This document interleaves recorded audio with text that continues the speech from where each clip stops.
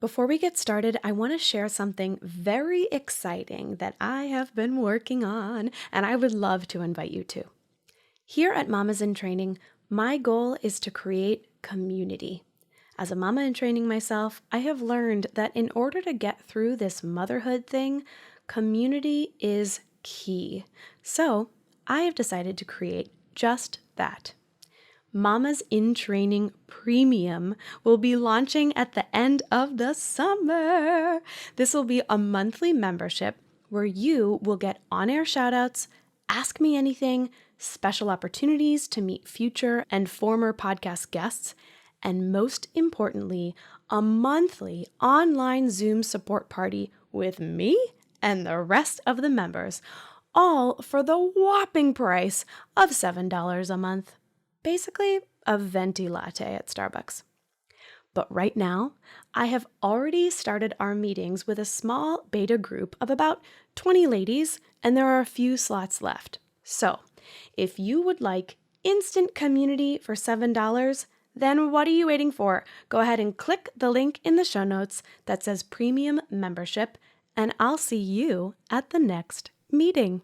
Now, on to the show. Want to know the number one golden nugget to induce labor? In this week's episode, my guest, Hannah Murray, a labor and delivery nurse as well as the founder of Baby Talk, breaks down inductions for us. We talk about what a medical induction entails and how you can learn about the steps to better prepare yourself and to communicate with your team on what you'd prefer to have or not. She also gives us some natural methods to help induce labor, and make sure you listen till the end because she reveals the number one golden nugget that she personally discovered to induce labor. Here's Hannah. So I have something very, very serious to ask you before we get going. Sure. Can we please talk about Legos? Sure. This is very, very serious, and Yes. I don't know what you're doing with Legos, but I need to know. Right. Really, it's not a complicated story behind it at all. I was looking for a way to kind of make my Instagram a little bit more uniform. I've never been good. I was thinking, like drawings or some kind of sketches. A lot of people do like pictures of themselves doing different things, and I just wasn't really ready for that. And my son, who now is 15, my oldest son, he had so much Lego in his room, and we were actually like going through his stuff, and I'm like, I can actually build things and like teach through Lego. And I love Lego myself. It's just an opportunity for me to play with it, which I mean, It I'm is, almost oh, 40, it's so so it's kind of weird unique. to say that, but I love it. And No. also, and then I realized after the fact, like you said, it's unique. So when people are scrolling through Instagram, it's so different. Like it's kind of like eye-catching. So that's just an added bonus that I didn't even think of beforehand. But yeah, Absolutely. it's fun. It's fun.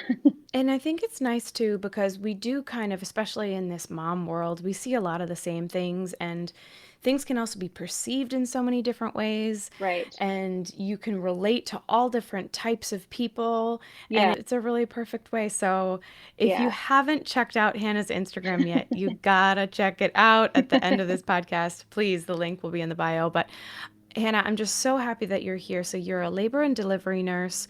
You also just had a little baby. You have I an did. infant at home. Yeah. And so thank you for taking this time.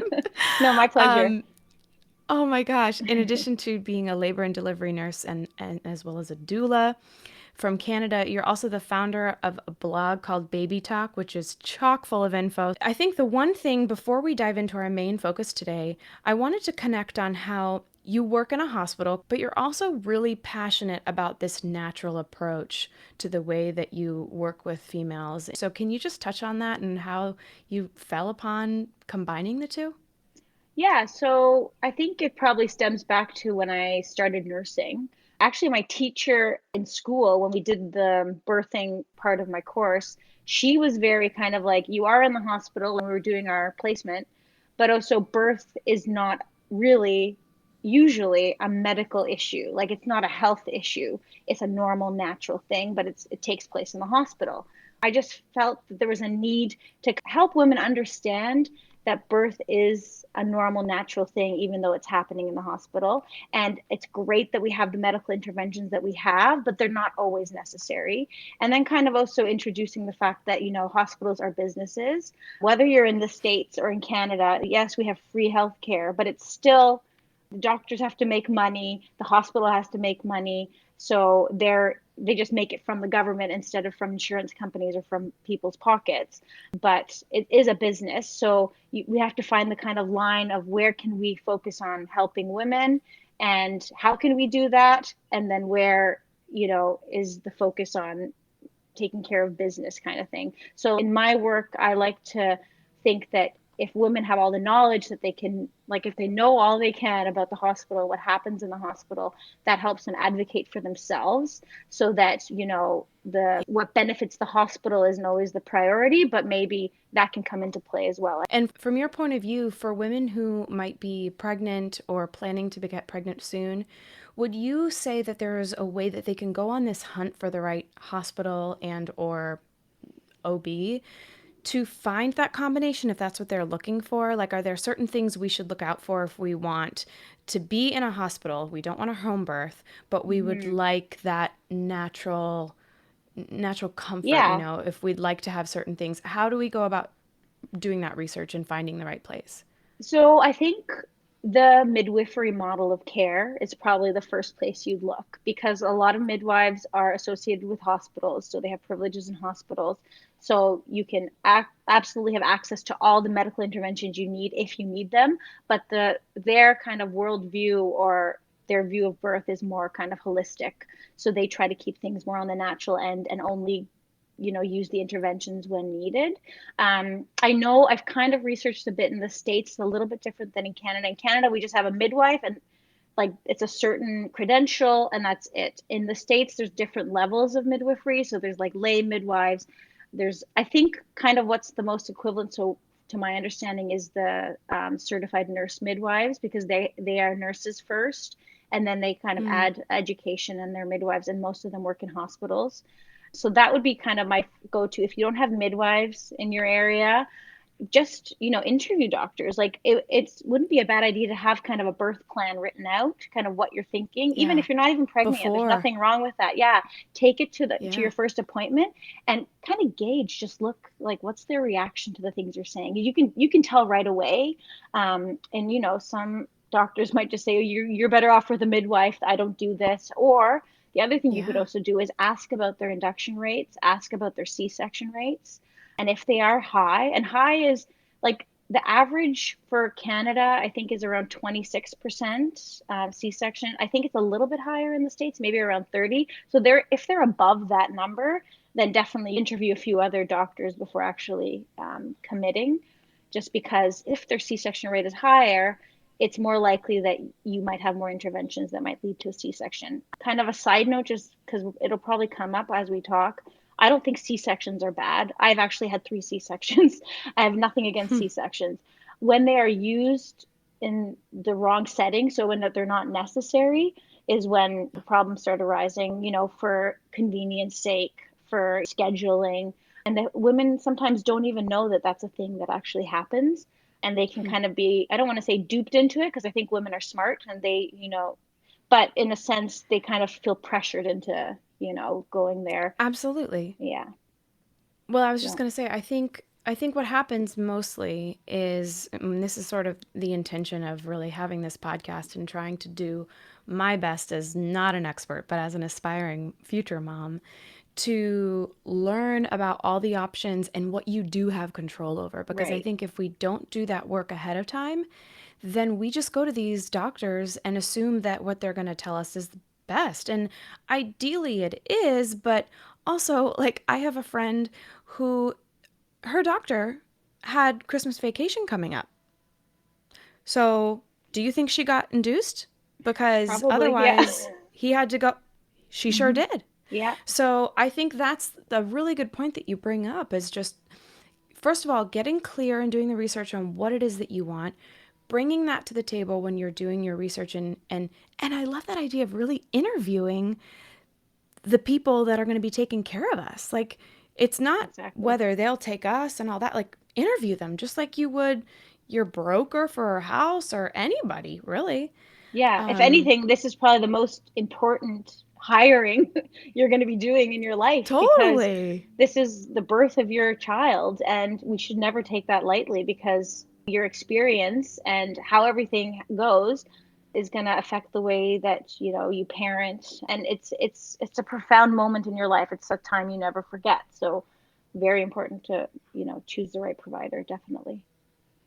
Well, Yeah. I just had a moment of deja vu. So I'm going to take that as we're in the right place and we're delivering the message that we really need to deliver today. So Yeah. thank you for that. So No that's a worries. perfect segue into what I really wanted to talk with you about today because as I mentioned to you before we started recording, I mean, I could interview probably you alone for a whole podcast just about all your topics that you cover. It's unreal. But one thing that really stood out to me in your blog, Baby Talk, was this conversation that you bring up twice about inductions. And so I wanted to kind of combine them today and talk about inductions, both natural ways of inducing as well as medical inductions, and just what they are, what we should be prepared for, and how we can know what to expect. So I know that we mentioned this briefly, especially when talking about C-sections, but medical inductions are often overused and or used for the wrong reasons.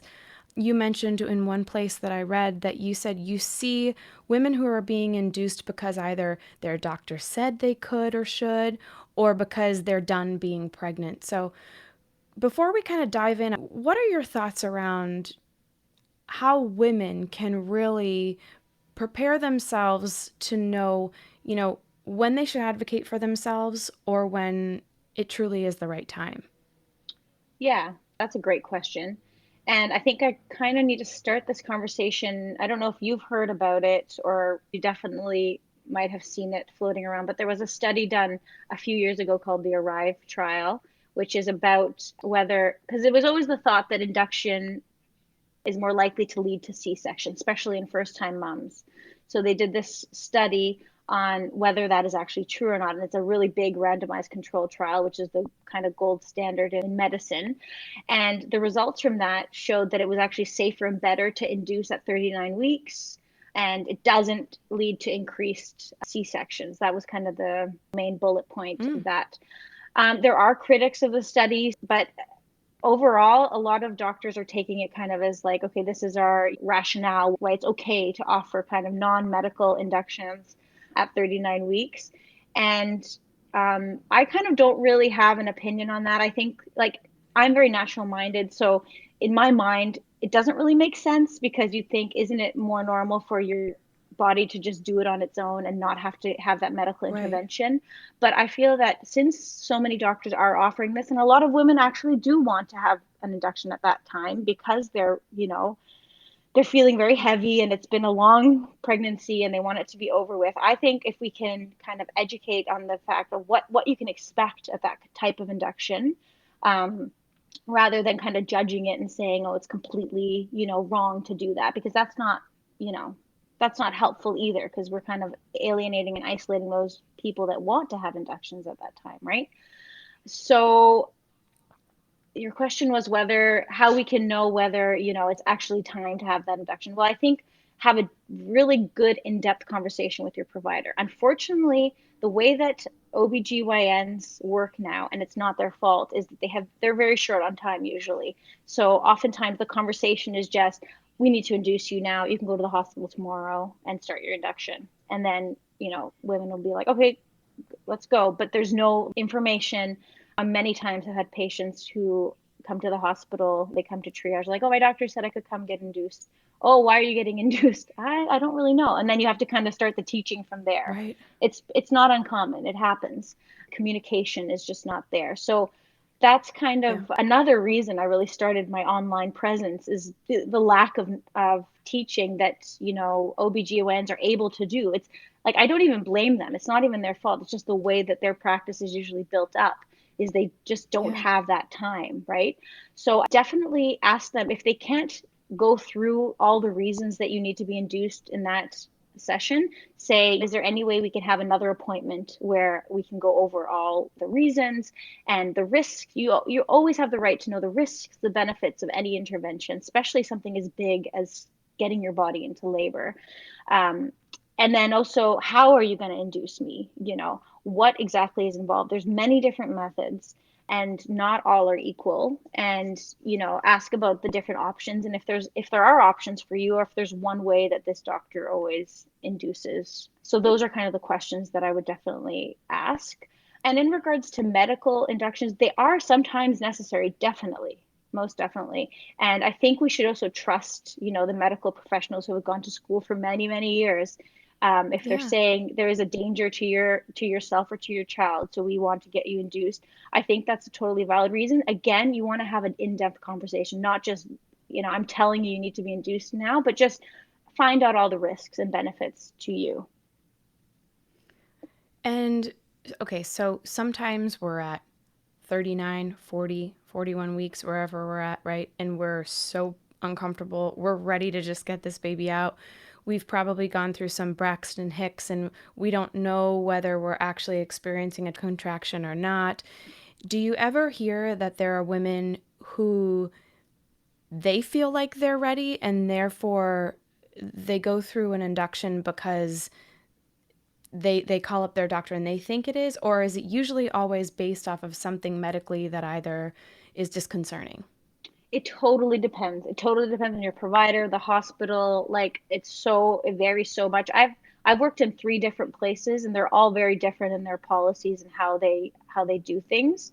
So one of the places I worked, it was very common induction, whether medical or we call it social, where the woman is like, I'm done, I want to be induced, were pretty common and happened very frequently. And then I worked at another place where they actually mostly don't do social inductions, like, ever. It's very kind of Mm, against their, I don't know how to, maybe they're not really their policy, but it's just not something that the doctors there do. They don't like doing social inductions. They just do the medical induction. So it totally depends. Again, this is, when you're choosing your provider yeah. or your hospital, if you have a choice, those are the questions to ask, What definitely. is the Bishop score? Can you talk to us about that and Yes, how that might help definitely. us?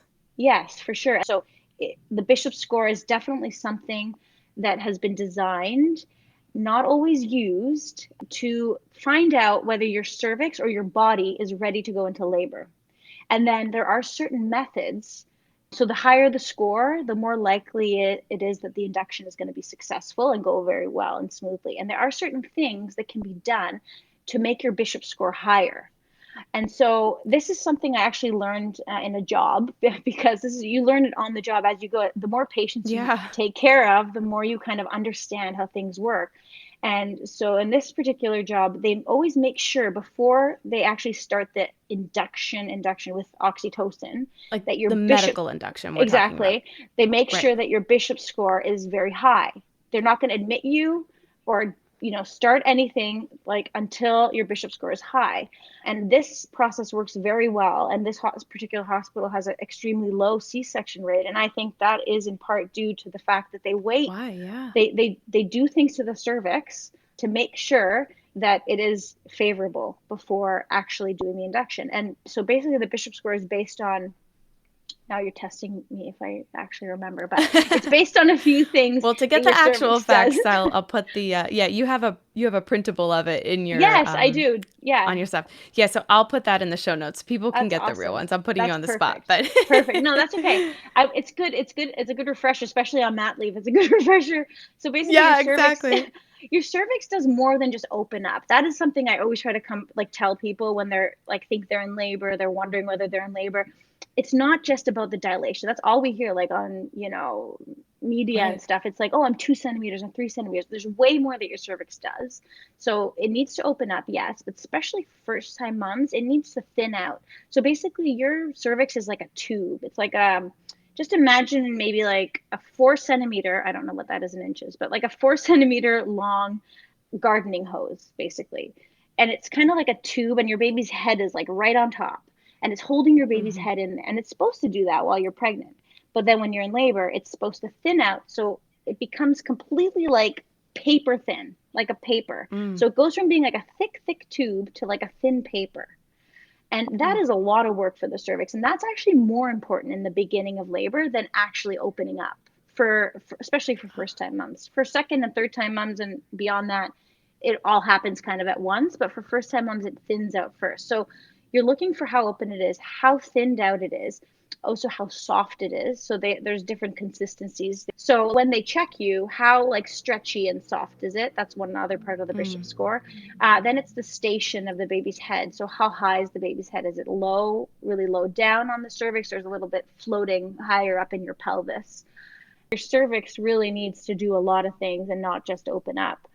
And so for each of those things, they score you from 0 to 3, I believe. And depending on the score, it'll tell the physician or the midwife how favorable your cervix is for induction. And then there's a few medications that we can use to change that. So one is Cytotec or misoprostol, and other prostaglandins. One is like an insert, it's called Cervidil. They put it on your cervix. And another thing is like a Foley bulb that they put in your cervix to open it up. So if they do a lot of things to try to, make your cervix really favorable for induction, that can be super helpful to make the process a little bit shorter once they actually go in, break your water, start oxytocin and things like that. Unfortunately, I don't think that's the norm in most places. I think usually, and women that are listening that have had inductions before, they can kind of be nodding their heads now, yes or no. But usually what happens is they might put like one dose of that prostaglandin on their cervix, and then overnight they kind of wait for some changes. Sometimes the cervix changes, sometimes it doesn't, but either way they start the oxytocin right away. They break their water at 1 centimeter, and then you're kind of setting that person up for, I don't want to say failure, because oftentimes it works, but not always. When you do try to get that Bishop score really high, what happens too then is sometimes their body will kick into labor anyways, and they don't even need that oxytocin because the cervix is so thin, the baby's head has come down. It kind of kicks all those hormones into gear and helps them to go into labor on their own, and then they won't even need the oxytocin or the breaking of the waters or anything. It's just kind of, then you're kind of in natural labor with a little assistance. I hope all that makes sense. I know it's a lot of medical terms and stuff like that, but Yeah, no, I think it really does. And just to clarify, to make sure that I understand, what I think to be hearing, which is something that I've not understood, is that it's not like you're gonna get induced. This is the way that it goes. There's many things like you mentioned here in your blog: Foley induction, augmentation, Cervidil or the gel, artificial rupture, and oxytocin, which not all of them would be used, so you wouldn't necessarily have to go through a full induction. Am I understanding that correctly? sometimes, yeah, sometimes, definitely. Again, it totally depends on the hospital, the policies. Like I mentioned, one of the drugs to soften the cervix is called misoprostol. I'm not sure if I mentioned it in the blog there because it's not used Yeah. everywhere. I actually just recently, my newest position, I started using it and noticing how well it really works, but I never used it before because that's not something at the other hospitals I worked at that they actually used. So Mm. again, it totally depends on where you're delivering and what your provider's used to using and what they feel. It's almost like, yes, we use evidence-based care, but at the same time, it's also kind of what they find to be most effective.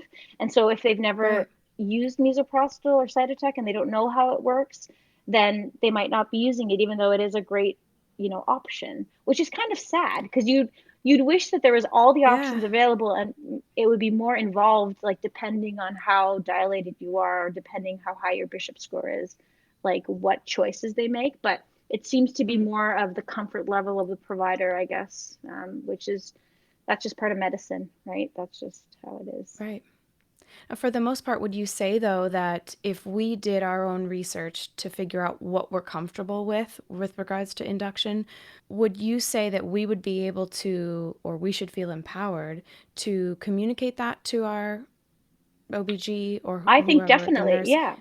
Yeah, I Yeah, think is like that if you, like probably I the better said, way to do it? yeah, definitely. Like go in with some sort of like written information, do your research, and then say, okay, do you guys do this here? Do you guys do that? Do you check my Bishop score? Because I've actually worked at places where everybody knows about it, but no one really cares about it, right?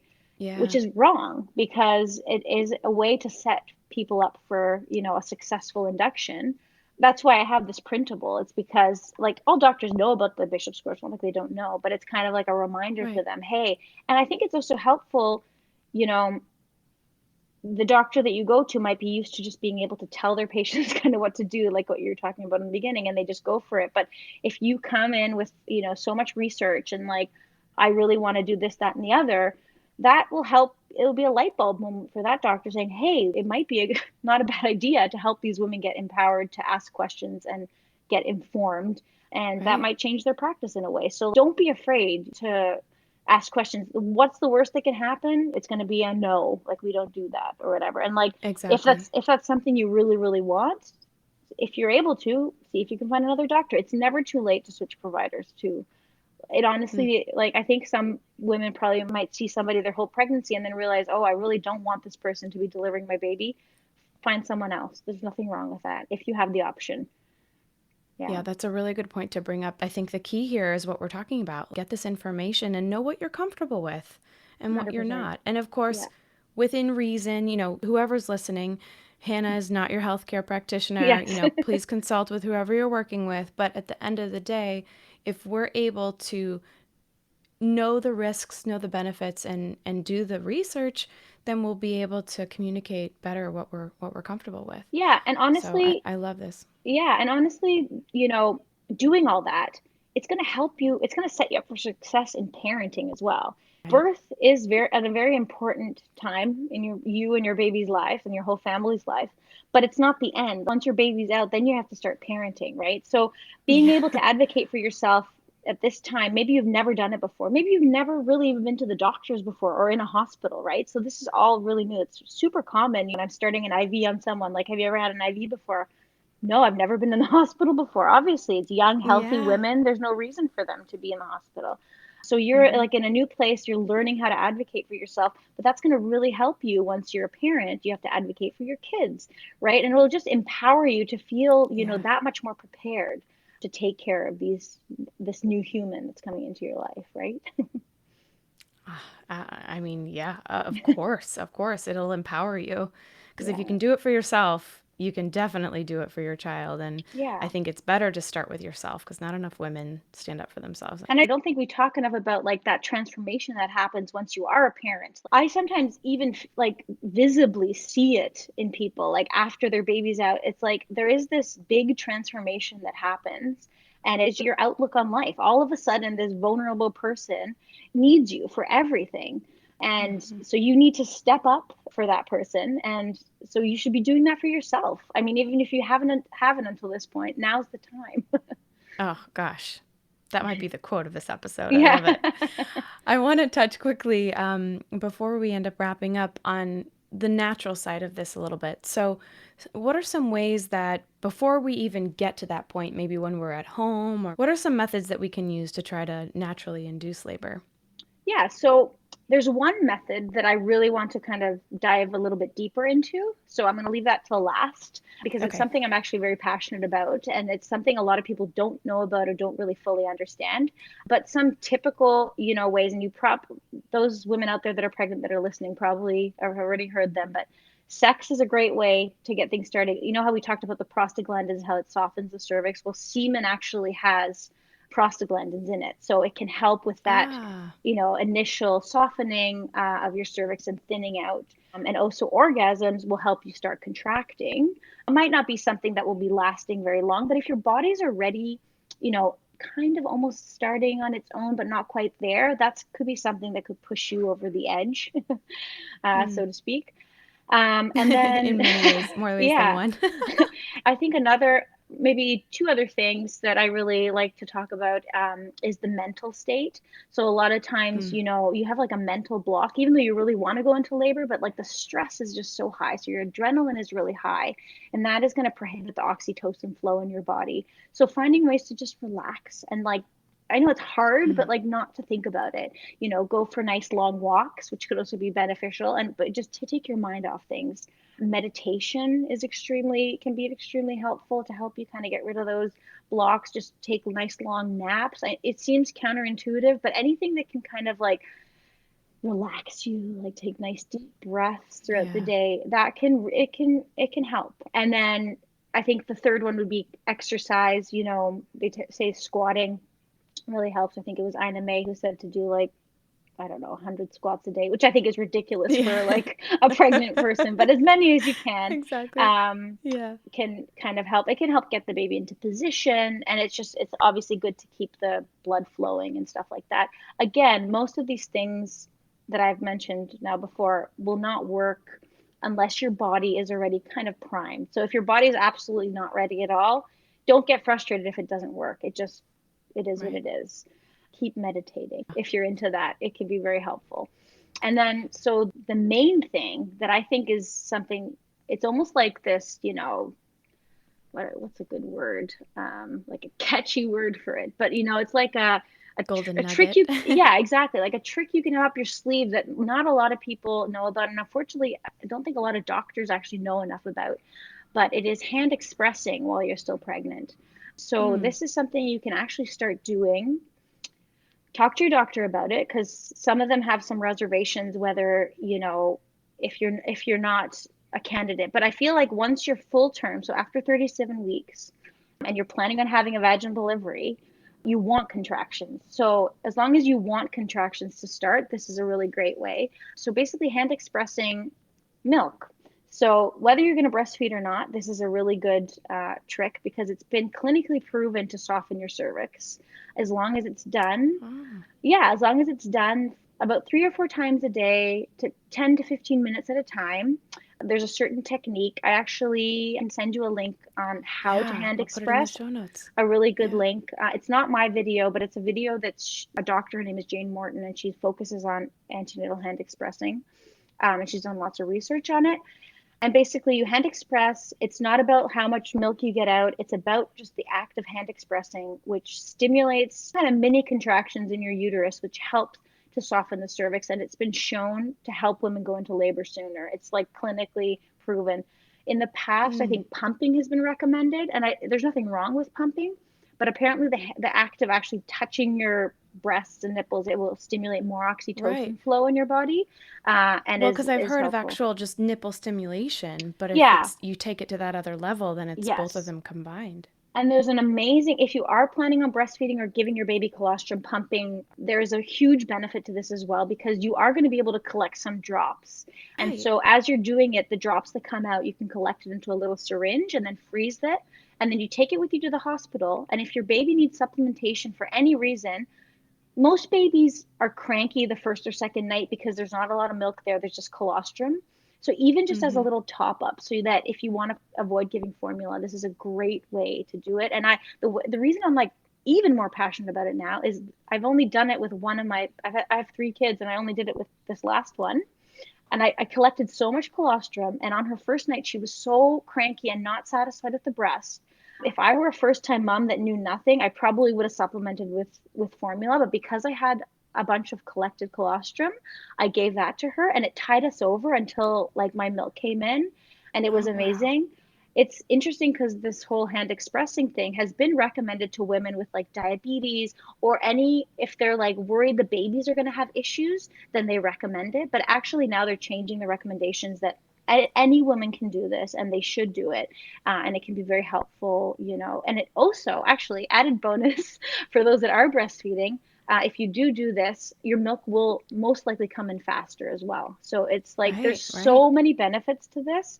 I can't talk about it enough, because I feel like it's something that, you know, people hear about, but they don't actually know how to do it, or why they're Right. doing it, or what actually. So these are the reasons. Yeah. Oh, well, that's a huge golden nugget. I'm so Yeah. grateful that you No shared problem. that with us. That's awesome. Oh my Yeah. gosh, yeah. And I'll definitely send me over that link. I'll put that in the Yeah, show for notes for sure. people For to sure. check out so that they Definitely. know how to get that. Inductions are very common, and there's nothing wrong with it if you have to have an induction. There's nothing shameful about it. I feel like there's a lot of like shaming, or people are shaming themselves for, oh, I want to be natural, I want everything to be natural, and it doesn't go that way. There's nothing wrong if you do need an induction, or if you want an induction. And I think the teaching is lacking on inductions, and it is so much better to know what's going to happen, right? If you're going into a black hole and you have no idea what's happening, it just is so much more scary. So another good tip is just to realize that inductions can take a very, very, very long time. And I think that's something that a lot of women don't know, that it can be a multiple day process, and that's okay. That doesn't mean that you failed. That's just normal because we're medically inducing your body to go into labor and it's not ready yet. So it needs a lot of interventions until it actually happens. I just want people to know that that's totally normal. And that just means your body hasn't kicked into labor yet. Once your body kicks into labor, it's a totally different story and your cervix will start changing. But just the fact that it hasn't changed doesn't mean that, you're somehow failing. It's going to be the long haul. You're in it for the long haul, just like parenthood. So, Yeah. be patient. Once you took this step, it's like you're in it for the long haul and the patience, all and like you mentioned earlier, standing up for yourself and your baby. It's all Yes, wrapped up into definitely. one big basket. For sure. Yeah, for sure.